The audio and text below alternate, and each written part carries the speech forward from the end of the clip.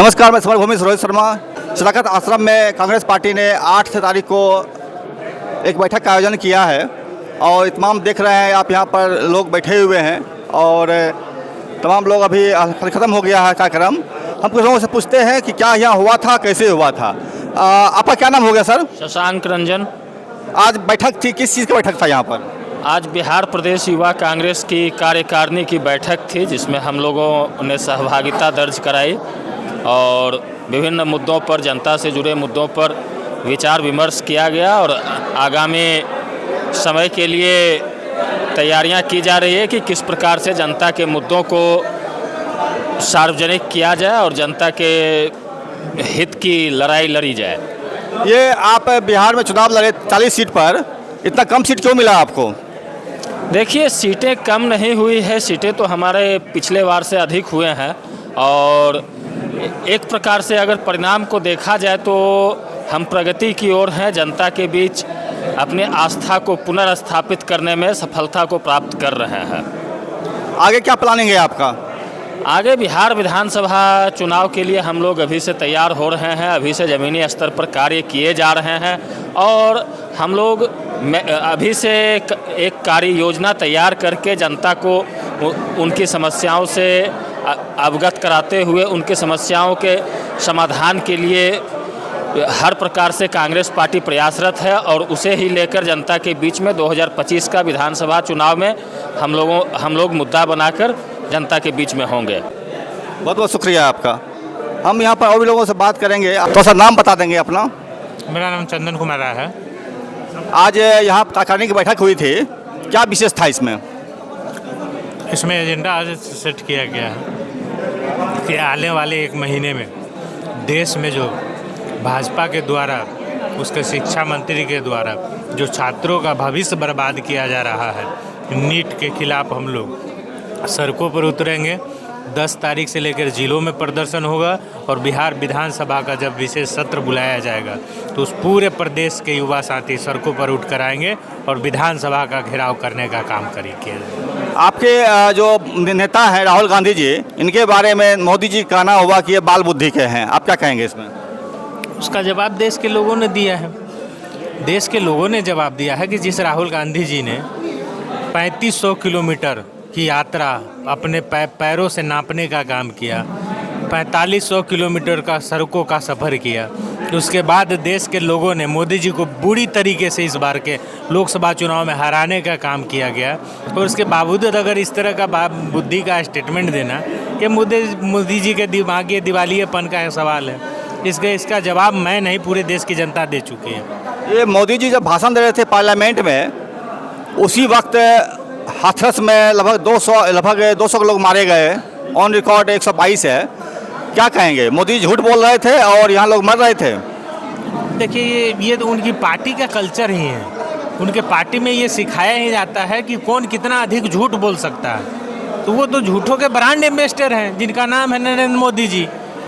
तो उनको झूठ बोलने के लिए उस पद पे बिठाया गया कि कितना अधिक आप झूठ बोल सकते हैं। उनको लोगों की मृत्यु से, उसके दुख से, पीड़ा से, उनकी संवेदनाएं से कोई लेना देना नहीं, दूर दूर तक नहीं है। ये भाजपा का चाल चरित चेहरा ही रहा है। हमारे नेता ने कहा भी है कि उनके दिल में जो बसते हैं वो कुछ और है, बाहर जो दिखावा करते हैं वो कुछ और है। मोदी जी के पार्टी का एक लीडर बोल रहे थे कि जो मुझे वोट नहीं दिया है उसको वो मेरा नहीं है, और जो लोग वोट नहीं दिया उस पर हमले भी हो रहे हैं लगातार कई जगह पर। क्या कहेंगे आप? इसी को लेकर तो हम बार बार कह रहे हैं, भाजपा के रहते हुए देश का जो हमारा संविधान है वो खतरे में है। इनके रहते हुए देश सुरक्षित जो होनी चाहिए, जो मजबूत होनी चाहिए, वो आज की स्थिति में नहीं है। ये बार बार हमारे संविधान को कमज़ोर किया जा रहा है। दबे कुचले, दलित, शोषित, पीड़ितों को इनके पास ही, इनके द्वारा ही अत्याचार कराया जाता है। तो पार्लियामेंट में एक सवाल उठा था चुनाव आयोग के संदर्भ में। चुनाव आयोग ने बेईमानी किया है, बहुत सारे मामले में सवाल उठा था। इस पर क्या कहेंगे आप चुनाव के बाद? अब आपने देखा होगा कि 3 फेज का चुनाव हो गया, तो इसमें सवाल नहीं उठा। ये सत्य है, देश के जो तमाम जो संस्थाएं हैं उसको कमज़ोर किया जा रहा है, चाहे वो जुडिशरी हो, न्यायपालिका हो, वो उसके बाद आप ले लीजिए मीडिया हो, हर चीज़ को कमज़ोर करने का प्रयास किया जा रहा है, ये कुचक्र किया जा रहा है भाजपा के द्वारा। लेकिन ये बाबा साहब अम्बेडकर का बनाया हुआ संविधान है, उनके कांग्रेस के नींव है वो इसको मजबूत करने का काम हम सभी युवा कांग्रेस और कांग्रेस के लोग करेंगे। वो लाख अपना कृत्य करने का प्रयास करें, हम इस देश के संविधान को, संस्थान को मजबूत करने का काम करेंगे। लेकिन चुनाव आयोग को समझना चाहिए कि ये जो 3 फेज के बाद भी वो आंकड़े जारी नहीं कर रहे थे, ये परिणाम है इसका। फॉर्म 17C को ले लीजिए, जो हर पहले चुनाव में आप देखते होंगे 11 बजे कितना वोटिंग हुआ, 2 बजे कितना वोटिंग हुआ, और चुनाव ख़त्म होने के 24 घंटे के अंदर फाइनल आंकड़े जारी होते थे। इस बार क्या हुआ? इस बार कितने प्रेस कॉन्फ्रेंस हुए? तो ये देश देख रहा है, जो संवैधानिक संस्थाएं हैं उसको अपने कब्जे में लेकर उसको पंगु बनाने का काम ये मोदी सरकार द्वारा किया जा रहा है। आपके नेता पप्पू यादव भी हैं साथ में आपके, या अलग हैं अभी? नहीं, ये सीनियर लीडरशिप का मामला है। उन्होंने जाप का विलय कांग्रेस पार्टी में किया है, इसमें कहीं दो राय नहीं है। वो आज भी अपना समर्थन हम कांग्रेस पार्टी को दिए हैं, और उनका जो मामला है वो सीनियर लीडरशिप देखेगी, वो तय करेगी। पप्पू यादव ने लालू यादव के बारे में कहा है धृतराष्ट्र हैं, आप लालू यादव साथ में अलायंस में हैं, क्या कहेंगे? या आप धृतराष्ट्र हैं या पप्पू यादव गलत हैं? देखिए, ये पप्पू यादव जी का मामला है, वो कब क्या बोल देते हैं नहीं बोलते हैं, ये उनके ऊपर डिपेंड करता है। तो उनका जो भी वक्तव्य है उनके वो मैं सुना नहीं हूँ, और जब तक मैं जो चीज़ें देखूंगा नहीं उसके ऊपर टिप्पणी करना शायद उचित नहीं। आगामी चुनाव जो होगा विधानसभा में, इसमें पप्पू यादव की भूमिका रहेगी कांग्रेस पार्टी के साथ? ये सीनियर लीडरशिप तय करेगी क्या भूमिका होगी नहीं होगी। जब वो हमारा सीनियर लीडरशिप बैठेगी तो वो डिसीजन लेंगे। बहुत बहुत शुक्रिया आपका। आप कुछ बोलेंगे आज की मीटिंग में? जी बोलिए। आज का जो कार्यकारिणी की बैठक हुई है, इसमें मेन बैठक में ये सुनिश्चित किया गया है कि जो आगामी जो लोग पूरे देश के छात्रों के साथ जो खिलवाड़ किया गया है नीट के मामले में, वो हम लोग अगले सावन मास के बाद जो विधानसभा सत्र बैठक होगी उसमें हम लोग विधानसभा घेराव करने का काम किया करेंगे, और बिहार की यूथ कांग्रेस जोरदार पूर्ण समर्थन के साथ विधानसभा घेराव करेगी। आपका क्या नाम हो गया? मनोज कुमार राय, जिला वाइस प्रेसिडेंट वैशाली। ये कार्यकर्ता यहाँ पर हैं जो यहाँ पर सम्मेलन शामिल थे, और मैं बताऊँ ये आज की बैठक में क्या क्या हुआ मूल रूप से? आज की बैठक में ये बिहार प्रदेश यूथ कांग्रेस की लोकसभा चुनाव के बाद पहली कार्यकारी बैठक थी, जिसमें आगामी 1 महीने में किस विषय पे बिहार यूथ कांग्रेस काम करेगा उस पर ज़्यादा चर्चा हुई, और युवाओं को बिहार के यूथ कांग्रेस के सभी लीडरों ने मिल कर के प्रोत्साहित किया, और ज़्यादा से ज़्यादा बेहतर तरीके से बिहार यूथ कांग्रेस आगे काम कर सके बिहार में, बिहार की प्रजा के लिए, उस पर चर्चा हुई। लीक हो रहा है, क्वेश्चन पेपर लीक हो रहे हैं, बराबर 70 पेपर लीक हो चुके हैं, इस पर कुछ तय किए आप लोग? उसके लिए आगामी 1 महीने में आज की जो बैठक में जो रूपरेखा तैयार की गई है उसमें नीट एक हमारा एक अगला मुद्दा रहेगा, जिसको लेकर के हम सरकार को घेरने और उस पर सरकार से सख्त कार्रवाई और कानून बनाने की मांग को लेकर के हम आगे बढ़ेंगे। नीट के सवाल पर सुप्रीम कोर्ट का आदेश आ गया कि दोबारा चुनाव नहीं होगा, क्या करेंगे आगे फिर आप? सुप्रीम कोर्ट का आदेश शिरोमाण है, जो भी है सुप्रीम कोर्ट से ऊपर कोई नहीं है, लेकिन हम सरकार से ये मांग रखेंगे अपनी कि ज़्यादा से ज़्यादा जो पेपर लीक हो रही हैं उसके विषय में कुछ कानून बनाया जाए, सख्त से सख्त कार्रवाई की जाए जो लोग इसमें इन्वॉल्व हैं, और आगे दोबारा ऐसा ना हो इस तरह का प्रयास करे सरकार, इसके लिए हम मांग रखेंगे। राहुल गांधी जी ने पार्लियामेंट में एक बयान दिया था कि हिंदू हिंसा नहीं चाहते हैं, हिंदू हिंसक नहीं होते हैं, और उन्होंने मोदी जी कहा था आप हिंदू नहीं हैं, भाजपा हिंदू नहीं है, आरएसएस हिंदू नहीं है, आधा पूरा हिंदू नहीं है। क्या कहेंगे, कितना आप इसमें इत्तेफाक रखते हैं? राहुल गांधी जी ने बिल्कुल सही कहा था, क्योंकि हिंदू कभी भी हिंसा नहीं करता। हिंदू का फुल फॉर्म अगर देखा जाए तो ही से हिंसा और दू से दूर, हिंसा से जो दूर रहे वही हिंदू है। लेकिन भाजपा का, आरएसएस का यही मुद्दा रहा है कि कोई भी चीज़ों को, कोई भी मुद्दे को ज़्यादा से ज़्यादा हिंसक बनाओ, लोगों को बांटो, आपस में लड़वाओ, समाज को बांटो, धर्म को बांटो और लोगों को लड़वाओ और उस पर अपनी राजनीतिक रोटियां सेको। और इसकी वजह से राहुल जी ने उन लोगों को कहा था कि आप लोग हिंदू नहीं हैं, आप लोग लोगों को बांटते हैं, आपको हिंसा करवाते हैं और लोग समाज में द्वेष पैदा करते हैं। 24 के चुनाव में काफ़ी मेहनत आप लोगों ने किया है, लेकिन रिजल्ट बहुत कम मिला है, क्या कहेंगे आप? रिजल्ट हम तो 24 में रिजल्ट कम मिला ऐसा कैसे कह सकते हैं? हम लोगों ने मेहनत किया और हमारा टारगेट 280 था।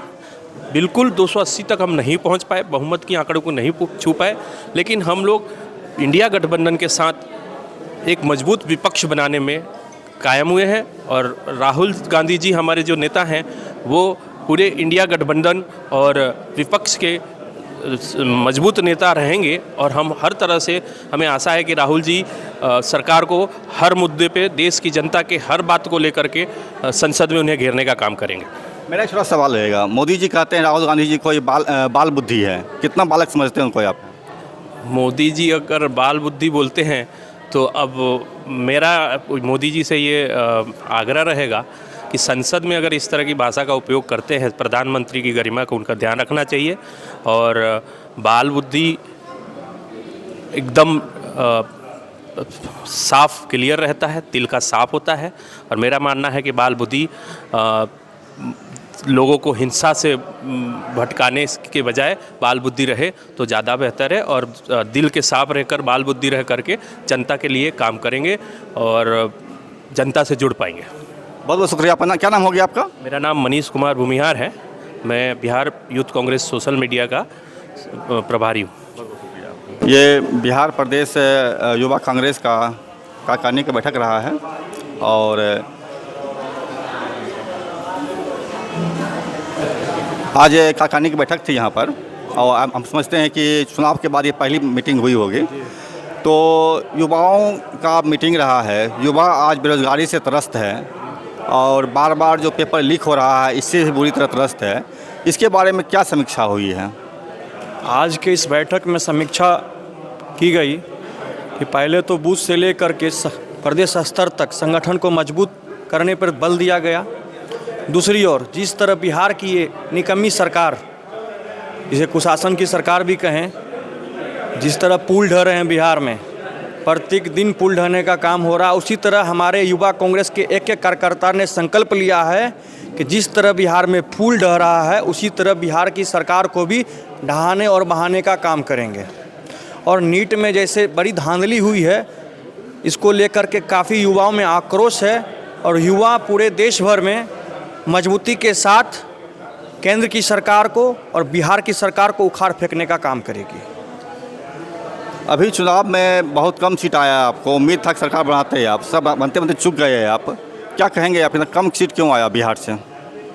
बिहार में सीट कम की बात ऐसी है कि हमारे संगठन महागठबंधन के लोग मजबूती के साथ बिहार में लड़ाई लड़े। चुनाव में हार जीत तो लगी रहती है, लेकिन हमारा बेहतर प्रदर्शन रहा है और बेहतर करने का प्रयास करेंगे विधानसभा चुनाव में। क्या नाम हो गया आपका? मेरा नाम सोनू अग्रवाल हुआ, प्रदेश सचिव सह मीडिया प्रभारी युवा कांग्रेस बिहार। आज बैठक हुई थी, तो युवाओं के लिए क्या संदेश रहा इसमें आज? देखिए, राहुल जी जो है ना, देश के युवाओं, किसानों, मजदूरों, आदिवासियों, दलितों का ही बात करते हैं। तो हम लोग ने रणनीति बनाया है कि आगामी जो विधानसभा चुनाव होने वाला है उसमें युवाओं की एक उचित भागीदारी हो, नए लीडरशिप निकल कर आए। राहुल जी चाहते हैं कि नए नए युवा आएँ, उनकी राजनीति में उनकी अच्छे पकड़ हो, वो लोगों की आवाज़ उठाएं। तो हम लोग ने आने लोकसभा चुनाव जो बीता है उसके बाद विधानसभा चुनाव बिहार में आने वाला है, तो बीच में हम लोग ने रणनीति तय किया है कि किस तरह बिहार के युवाओं को कांग्रेस पार्टी की तरफ, इंडिया गठबंधन की तरफ जोड़ा जाए और युवाओं की मजबूती पर और युवाओं के प्रतिनिधित्व पर हम लोग आज चर्चा किए हैं। कांग्रेस पर आरोप लगता रहा लगातार, मोदी जी लगाते रहे, भाजपा लगाती रही है परिवारवाद का। मसलन नेहरू, फिर इंदिरा, फिर राजीव, फिर सोनिया, फिर राहुल गांधी जी। तो ये परिवारवाद के मामले से कितना सहमत हैं आप? एकदम जो ये आरोप है बेबुनियाद है। देखिए, गांधी नेहरू परिवार से हमको लगता है कि 2-3 दशक हो गया कोई मंत्री तक नहीं बना हुआ है। तो ये राहुल जी अभी लीडर ओपोजिशन बने हुए हैं, बहुत सालों के बाद कोई मंत्री नहीं बना। तो और भाजपा के पास देखिए परिवारवाद का एक लंबा चौड़ा फेयर लिस्ट है। आप देख लीजिए ना, राजनाथ सिंह के बेटे, सुषमा स्वराज की बेटी, ये महाराष्ट्र के मुंडे हैं, उनकी लड़कियां, बहुत सारे ऐसे लोग हैं जो परिवारवाद के लंबा चौड़ा। बीजेपी के पास लिस्ट है, कांग्रेस के पास वैसा नहीं है। पर कांग्रेस के पास जो काम करता है, जो करता है, जो वर्कर हैं, वही नेता हैं। वो देश के लोगों को गुमराह करने का काम करते हैं बीजेपी के लोग और मोदी जी, और इससे अधिक कुछ नहीं। बिहार में युवाओं की सबसे बड़ी समस्या बेरोजगारी रहा है और जो बार बार नीट का 70 पेपर लीक हो रहे हैं एग्ज़ाम के, वो रहा है। इसके बारे में क्या प्लानिंग लिए हैं आप? देखिए 20 वर्षों से यहाँ पर बीजेपी और नीतीश कुमार का शासन रहा है। बीच में कभी कभी 1-2 साल अगर हटा दीजिए तो, और निश्चित तौर पे बिहार को बेरोजगार करने का, बिहार को मजदूरों का फैक्ट्री बनाने का काम ये बीजेपी और नीतीश कुमार के गठबंधन की सरकार जो है उसने किया है। लेकिन देखिए चंद समयों के लिए हम लोग सरकार में थे, तेजस्वी यादव जी उप मुख्यमंत्री थे, कितने लोगों को रोजगार मिला। अगर निश्चित तौर पर हम लोग का सरकार बनेगा तो बिहार से बेरोजगारी जाएगा। और जो परीक्षाओं में जो पेपर लीक का जो मामला है, हम लोग का सरकार बनेगा तो ये पेपर लीक जैसे मामले नहीं होंगे। और आप देख लीजिए कांग्रेस पार्टी की जब सरकार हुआ करती थी तो पेपर लीक नहीं हुआ करता था। तो ये हम लोग जो बात करेंगे देश के युवाओं की, देश के किसान मजदूरों की बात करेंगे, उनके हित की बात करेंगे। राहुल जी पार्लियामेंट में बोले कि मोदी जी पूरा हिंदू नहीं है, वो हिंसक हिंदू हैं, हिंसा की बात करते हैं। आप कितना सहमत हैं इस चीज़ से? एकदम। आप आज जो शंकराचार्य ने जो बयान दिया है उसको देखिए ना, वो तो बोलते हैं शंकराचार्य बड़ा है कि फेकेंद्र बड़ा है। जो फेंकने वाले फेकेंद्र जो है हम लोग के झूठेंद्र जो है, उन्होंने कहा कि राहुल गांधी ऐसे बोलेंगे। राहुल गांधी तो बोल रहे हैं कि हिंदू धर्म में, सनातन धर्म में हिंसा का कोई मतलब नहीं है। राहुल गांधी तो वही बात बोल रहे हैं। शंकराचार्य ने भी तो वही बोला कि राहुल गांधी ने कोई हिंदू धर्म और सनातन के खिलाफ नहीं बोला। वो तो बोल रहे हैं कि सही बात बोल रहे हैं कि हिंदू धर्म में हिंसा का कोई जगह नहीं है, और राहुल गांधी वही बात बोल रहे हैं। मोदी जी का दावा है कि परमात्मा के पुत्र हैं और नॉन बायोलॉजिकल हैं, इस पर क्या कहेंगे आप? नॉन बायोलॉजिकल हूँ, बात तो सब सही कर रहे हैं। सब लोग परमात्मा के भेजा हुआ है, और सब लोग मतलब कि उन्हीं के कर्मों धर्मों के ऊपर इस धरती पर है। लेकिन कहने का तात्पर्य यह है कि भगवान ने अगर आपको यहाँ पर भेजा है तो कोई अच्छे काम करने के लिए भेजा है, कोई इंसानियत के लिए भेजा है, मानवता के लिए भेजा है। लेकिन मोदी जी के अंदर ना इंसानियत है, ना मानवता है, ना कोई अच्छे काम कर रहे हैं। ये बात फैक्ट है कि परमात्मा ने सबको भेजा, उन्हीं को कोई ऊपर से, ऐसा नहीं है कि वो एक बहुत डायनेमिक व्यक्ति है उनको भेज दिया और हम लोग जो जितने सारे लोग हैं उनको ऊपर से टपक कर चाहे ऐसे वैसे आ गए हैं। सबको परमात्मा ने बनाया है। एक माध्यम है कि सबके अपने माँ के पेट से जन्म लेता है, वही माध्यम से सबको आता है, लेकिन परमात्मा ही सबको भेजते हैं। क्या नाम हो गया आपका? मनीष चौबे। बहुत बहुत शुक्रिया आपका। मैम आज यहाँ बैठक चली है, किस चीज़ का? यहाँ पे नीट पेपर की जो लीक हुई है उस पर बैठक चल रही थी। और उस पर हम ये बोलना चाह रहे हैं कि इससे पहले भी बहुत सारे पेपर लीक हो रही है, लीक होते आ रही है। आइंद नीट का हुआ, फिर यूजीसी नेट का पेपर लीक हुआ, तो सभी कहीं ना कहीं सारे एग्ज़ाम कंडक्ट करवा रही है। क्या करते हैं आप? हम एक स्टूडेंट हैं, पीजी कंप्लीट हो गया, पीएचडी का स्टूडेंट है। तो आप स्टूडेंट हैं, तो स्टूडेंट समस्याओं को क्या यहाँ रखे आप आज मीटिंग में? हाँ, मैं ये कहना चाह रही हूँ कि जैसे नीट का पेपर अभी ये आउट हुई है, नीट का पेपर आउट होने पे इतने दिन हो गए, इतने टाइम हो गए, अभी तक इस पर कोई भी अथी नहीं हो रहा। हाँ, ये बोला जा रहा है कि हो रहा है, काम चालू हो रहा है, लागू हो जाएगा। लेकिन इससे पहले भी बहुत सारे पेपर लीक हुई है, बहुत सारे पेपर अभी भी लीक हो रही है। 70 पेपर लीक हुए हैं। क्या 70 पेपर लीक हुए हैं? 70 पेपर हाँ लीक हुए हैं। तो सबका प्री एग्ज़ाम हो रही है। देन जैसा ही लीक होने के बाद जब पूरे ओपनली आउट हो रही है मेडिकल का, तो मेडिकल नीट का जो पेपर पूरे ओपनली आउट हुई, इस पर अभी कोई भी कार्रवाई नहीं हो रही है। क्योंकि उनके पक्ष उन्हीं का लोग के मतलब जो भी मंत्री हैं मिले जुले हैं, उन्हीं से आउट हो रही है। बट देखिए जैसे एग्जाम्पल में मैं बीपीएससी का पेपर 69 आउट हुई थी, तो उस पर कार्रवाई किया गया, देन फिर से री एग्ज़ाम करवाया गया। पर नीट का पेपर का इतना टाइम हुआ, कोई भी एग्ज़ाम, कोई नीट छोटा मोटा चीज़ नहीं है। एक डॉक्टर का एक भगवान का रूप माना जाता है। एक बहुत सारे इस बच्चे के साथ, ज़िंदगी के साथ खिलवाड़ किया जाएगा क्या? जो पैसे पे गए हैं बच्चा, वो चले ठीक है डॉक्टर बन जाते, तो क्या कितने सारे बच्चे बहुत सारे फैमिली देश के सबके साथ खिलवाड़ किया जा रहा है अगर डॉक्टर बनने के बाद। ये आप एक छात्र के हैं, छात्र के तौर पर आप जो बेरोजगारी का सवाल कितना महत्वपूर्ण है आपके लिए?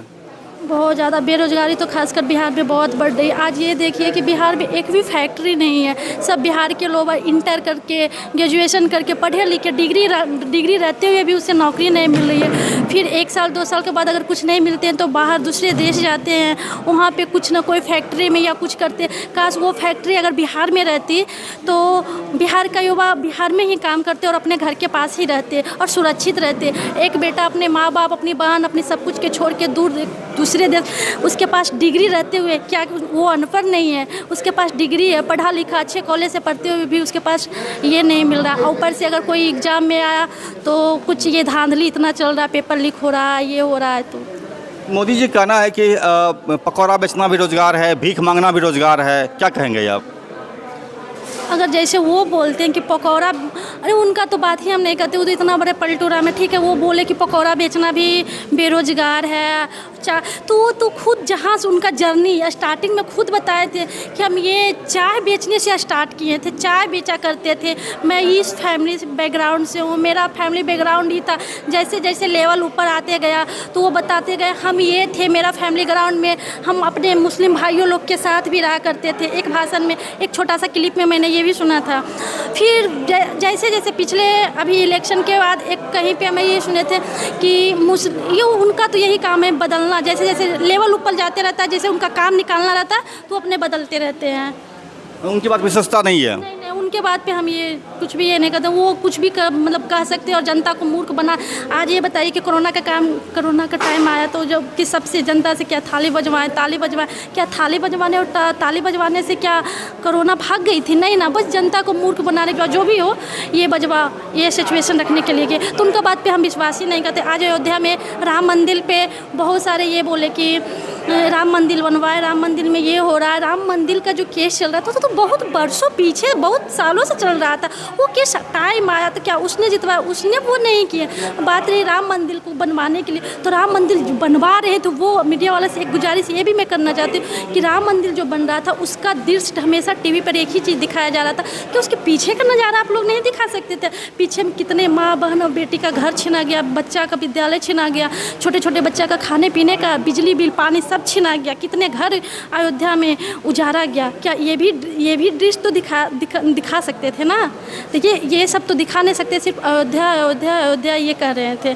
और जब अयोध्या में जब हार गए हैं जब वहाँ से, तो अब एक जय जगन्नाथ का अभी उनके मुंह पे 2-3 भाषण में जय जगन्नाथ अभी लेके, क्योंकि वहाँ अभी बीजेपी का सरकार बनी है तो वो स्टार्ट कर रहे हैं। तो वो तो हमेशा हम चेंज ही हो रहे हैं, स्टेप बाय स्टेप जैसे जाते हैं वैसा ही वो चेंज हो रहे हैं। ये आज बैठक हुई आप लोगों की यहाँ पर, तो आपके सवाल पर कितना एड्रेस हुआ? यहाँ एजुकेशन, बेरोजगारी के सवाल पर कितना यहाँ बहसें हुई अभी? यहाँ बहुत सारा, जैसे कि नेट पेपर लीक हुई, इस पे हुई, अग्निवीर पे हुई, और बेरोजगारी, फैक्ट्रियाँ, बहुत सारे इसी पे से चर्चा चल रही थी। ये बहुत बहुत शुक्रिया आपका। क्या नाम हो गया आपका? रिद्धि गांधी। धन्यवाद।